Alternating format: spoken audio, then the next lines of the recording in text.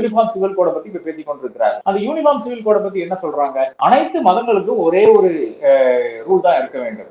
Logic எவ்வளவு சூப்பரா இருக்கு. ஆனா அது ஹிந்துக்கு இம்ப்ளிமெண்ட் பண்ணுவாங்களா? இந்து மக்களுக்கு இம்ப்ளிமெண்ட் பண்ணுவாங்களா? அந்த கேள்வி இருக்குது இல்லையா? இல்ல இஸ்லாமியர்களுக்கு மட்டும்தான் இம்ப்ளிமெண்ட் பண்ணுவாங்க. இப்ப முத்தலாக் சட்டம் எவ்வளவு எளிதாக கூறக்கூடிய விஷயம். எனக்கு 4 கட்டிட்டு இருக்காங்க. ஆனா மெயின்டெனன்ஸ் கொடுக்க மாட்டேங்கிறான், அதை பண்ண மாட்டேங்கிறான், இது பண்ண மாட்டேங்கிறான், டிவோர்ஸ் பண்ணிட்டு அமல்ல போயிடுறான். அதனால விளைவு மிக தெளிவாக மிக எளிதாக மக்களை சேர்ந்து அடைகின்ற விஷயம். ஆனா இதுல எங்க ப்ராப்ளம் வருது? நீங்க உள்ள போய் ஸ்டடி பண்ணாதான் அதுல என்ன பிரச்சனைன்னு தெரியும். இப்போ முத்தலாக் சட்டம் வந்துருச்சு. இப்போ ஒரு எளிதாக ஒரு இஸ்லாமிய ஆண் ஒரு பெண்ணை விட்டு சென்று விட்டால், அதாவது முத்தலாக் கொடுத்து சென்று விட்டால், அவருக்கு இன்னைக்கு சட்டம் பாயிருக்கிற ஒரு நிலை இருக்கிறது. அவரை எப்படி ஜெயில போட்டுறாங்க. அதனால இப்ப என்ன நடக்குது? ஹைதராபாத்ல பாருங்க, தலாக் கொடுத்தா தானே நீ பிடிச்சி அரெஸ்ட் பண்ணி உள்ள போடுவேன். தலாக் கொடுக்காம போனா என்ன பண்ணுவேன்? அப்போ இந்த சட்டம் என்பது என்ன செய்யுதுன்னு பாத்தீங்கன்னா, அந்த பெண்களுக்கு ஒரு விடுதலையே கிடைக்காத ஒரு நிலைக்கு அந்த பெண்களை கொண்டு வந்து நிறுத்தி இருக்கு.